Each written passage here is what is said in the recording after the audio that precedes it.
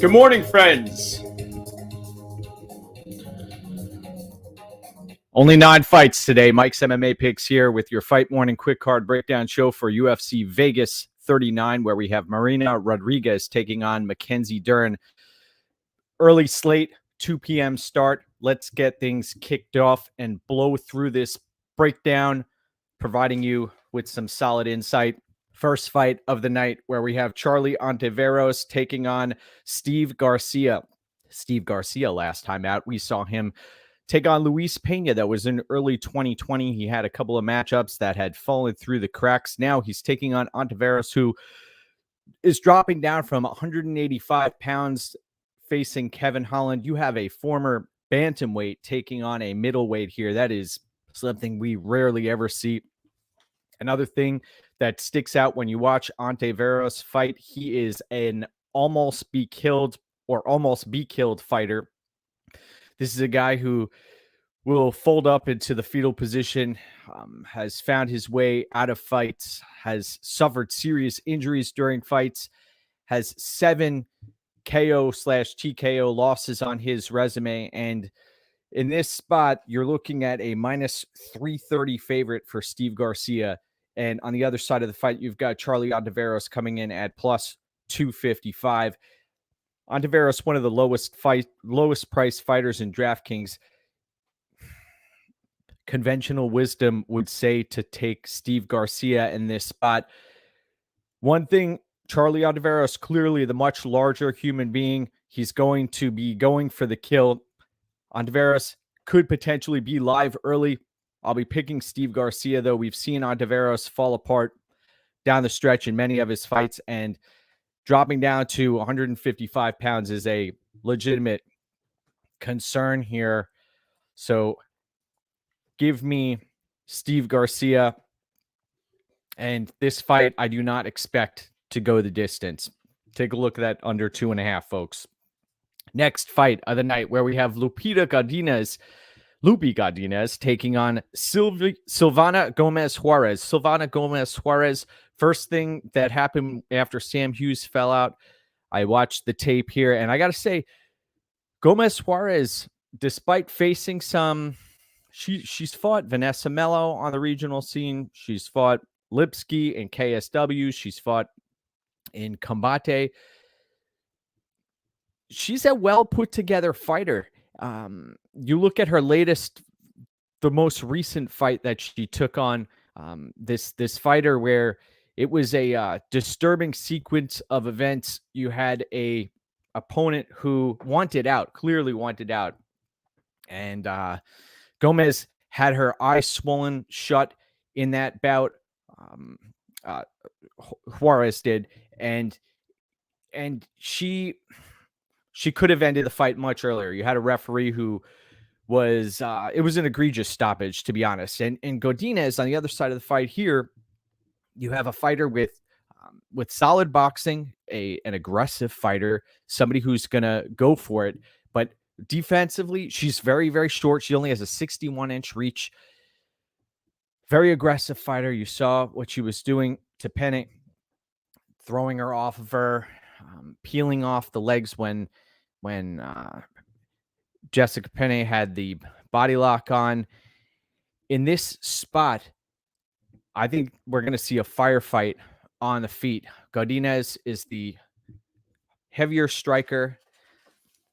I initially thought we were looking at a potential can crusher situation, but Juarez has been in there with legitimate competition, and she's not one to shy away after missiles start firing at her. She has a defensive striking game. So I think this fight could potentially play out more closely than the line suggests. Minus 300 for Godinez and plus 235 on the other side of the fight for Juarez. Suarez does have some jiu-jitsu. Godinez, though, I think she's going to be just a little too tough here. 8,600 in DraftKings. She should put up a solid score. She's going to be throwing punches and bunches. Hooks galore. Get ready. Give me Lupita Godinez, but I think this fight is going to play out much closer than the line suggests. Next fight, we have Charles Rosa taking on Damon Jackson. Charles Rosa has just skated by the skin of his neck. He's barely made it by in his previous bouts. You watched the Janes fight. That was one. Aguilar. There's been so many throughout his career where he barely gets by. Now he's taking on a Damon Jackson who has been blown out of the water by some previous opponents. That Topuria is a monster, possible future champ out there at featherweight, and could also drop down to bantamweight. We've seen him down there before. Damon Jackson, 8,400 in DraftKings, -190 at the betting window. Taking on a Charles Rosa, 14-5 record. Both of these fighters have solid grappling, though, as you saw in the Bryce Mitchell fight, you saw in the Derek Minner fight. Rosa can get controlled on the mat, and we saw Mirsad Bektic come out and grapple Damon Jackson early, put him on his back, and Jackson would not go away. 7,800 for Rosa, 8,400 for Damon Jackson. In this spot, I think the pressure of Damon Jackson is going to lead to some early success for Charles Rosa, who will be on his horse using that karate style. And then he's going to get taken down. And once that happens, I see Damon Jackson putting on some pressure here. A Fortis MMA fighter who has some chin issues, though I don't think Charles Rosa is going to be the guy to really test that chin again. So give me Damon Jackson for the win here. Next up, we have Alexander Romanov, King Kong, taking on Jared-Vanderaa. Jared-Vanderaa coming in at $7,000 in DraftKings, +380 underdog, taking on a Romanov who is a Moldovan wrestler who has some sumo in his back pocket. You've seen him really ragdoll opponents. 9,200, -555 betting favorite. The Sergey Spivak loss by Jared-Vanderaa really told us all we needed to see. This Vanderaa does not have a get-up game, and his ground game leaves a lot to be desired. So Romanov should come in here, get either a body lock or suplex, however he wants to do it, put Vanderaa on the mat, and once he does that, there is a clear path to victory there. The only problem here is Romanov potentially gassing himself out, going in for the kill. He's done that before. Give me Alexander Romanov and give me Romanov inside the distance. Next up, let's continue. Let's keep this rolling, man. We are live here. Romanov. Next up, where we have Chris Gutierrez taking on Felipe Colares. Colares is a Terminator of sorts. Hasn't been stopped inside of the octagon. 7,300 +190 underdog, taking on a Chris Gutierrez who's going to come in and look to chop Colares down, who is heavy on his lead foot, and he is like a Terminator out there. Gutierrez is going to have to chop him down. 16-3-2 record for Gutierrez. We've seen now Cody Durden had success taking Gutierrez to the mat and dominating him on the mat early. Came in on short notice and then subsequently took a loss to Jimmy Flick down at flyweight. So that is very concerning here. I would be sweating bullets if Gutierrez is a parlay piece. Gutierrez, 30 years old. I see Gutierrez eventually getting this done. But I see Colares live here. If Gutierrez can't get him out of there, we know that Gutierrez has some serious issues on the mat. If this fight hits the mat, Colares has a number of submissions to his credit. So give me Chris Gutierrez, but I would not be surprised to see Gutierrez put in trouble. Next up, where we have Maria Agapova taking out Sabina Mazo, where in that fight you have Agapova is a slight underdog here, taking on Mazo, who, if you watch the tape, she's got length, she's got solid kickboxing, she's a range fighter. I think Agapova is going to come in here and cause her some problems, especially knowing that she's a fighter who is a similar length. She's very erratic. She will go in for the kill. Agapova looked shredded at weigh-ins.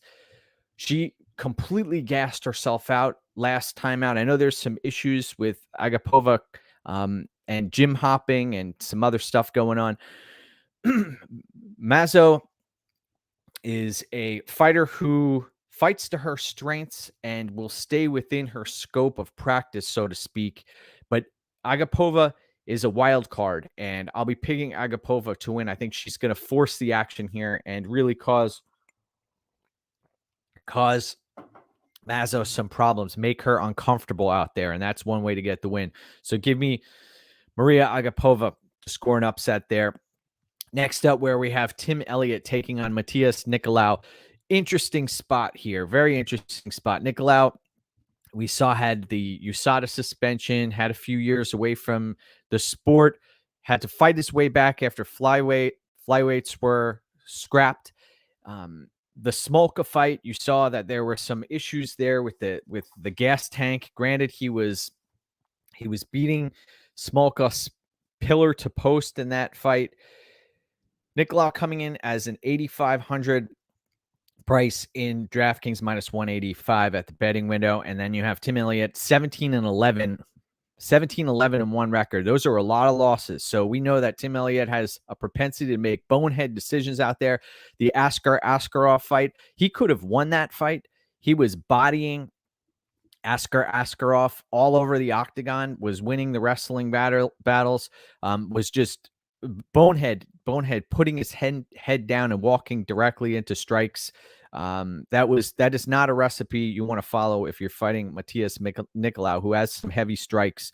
He's got some solid boxing, had an amateur boxing career. 7,700 plus 155 underdog for Tim Elliott. Now, I've got issues with Nicolau's gas tank. I've got issues with him when he faces a pressure fighter, and this is a spot where I think it's dangerous if you are on Nicolau here. If this fight does get extended, Elliott is not going to go away. The pressure is going to be there. James Krause is right in his ear, and if Tim Elliott is not rendered unconscious or taps, then I think that he is a very, very live underdog here. In fact, I'll go so far as to pick Tim Elliott in this spot.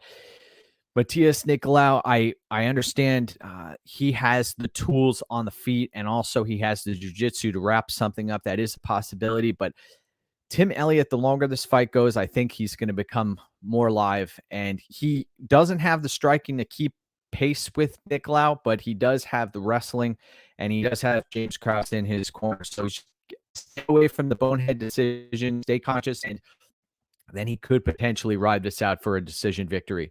Next up, let's go where we have Randy Brown taking on Jared Gooden. Night Train misses weight, comes in at 174 pounds. Jared Gooden was 30-27 across the board in both of his fights before having a recent knockout against Stolze. In this bout, you have Randy Brown, who's coming in with a I don't know if you want to call it a suspect chin, because he's been clocked a few times in the past. The Nico Price fight, Nico Price has some hellacious power, and then you have the Vicente Luque loss where he caught a huge knee against the cage. You watch the striking accuracy of Jared Gooden. He throws and he misses often. Jared Gooden, we haven't seen him off of his back much. I know people say he's a brown belt in jiu-jitsu. Maybe he does have the credentials, but that has not translated inside of the octagon. And I think Randy Brown has Jared Gooden beat here in almost every facet of the game. The pace, the pressure, the wrestling, the length, the power. You know, Randy Brown, when he goes for it, he can cause serious problems. We saw what he did last time out against Alex Oliveira. That is a spot where he could potentially take this fight on the feet, is poured on late against Jared Gooden, who missed weight. I think that Randy Brown is a sizable favorite here for a reason. He is minus 240 at the betting window, and you have plus 195 for Jared Gooden. I'll be picking Randy Brown. I think he gets this done in spectacular fashion and does so inside the distance. Next up, where we have the main event of the evening, where we have Marina Rodriguez taking on Mackenzie Dern. Marina Rodriguez, we know she lacks a ground game. She fought Amanda Ribas and was controlled the majority of the first round, came out, and Ribas made a bonehead mistake there. Ribas could have won that fight. She could have locked something up. She didn't. She came out, decided to trade with the far superior striker. Bad move on her part. Mackenzie Dern has a level of jiu-jitsu that is not so often seen, but the problem is she doesn't have the best takedowns in the UFC, and she's going to have to find a way to get this fight to the mat to secure a victory. Eventually, I do think that is the more likely outcome here, though. If she isn't able to do so, then Marina Rodriguez could potentially tee off on her. 8,200 for Mackenzie Dern, minus 195 betting favorite. Props to those who were able to get in on Mackenzie Dern earlier in the week. This line has continued to skyrocket up. This fight's not expected to go to a decision at minus 285. Marina Rodriguez, this is a level of grappling that she found some success in the second round, clinging on to Amanda Ribas. She's not going to have that luxury here against Mackenzie Dern. I think Mackenzie Dern is going to get this fight to the mat and secure a submission. And if that does not happen, then it could potentially be Marina Rodriguez late. But give me Mackenzie Dern to win this fight. Want to thank everybody for tuning in today. Remember, go get what's yours. Third-party tracked here. Make sure you look into the third-party track records of those who you listen to. MMA content creators are not created the same. You have a third-party tracked record for a reason, and look into it, folks. You want to make sure that you're tracking and you're tailing winners out there. Cheers to everybody on this wonderful fight morning. Let's do this, my friends. It's go time.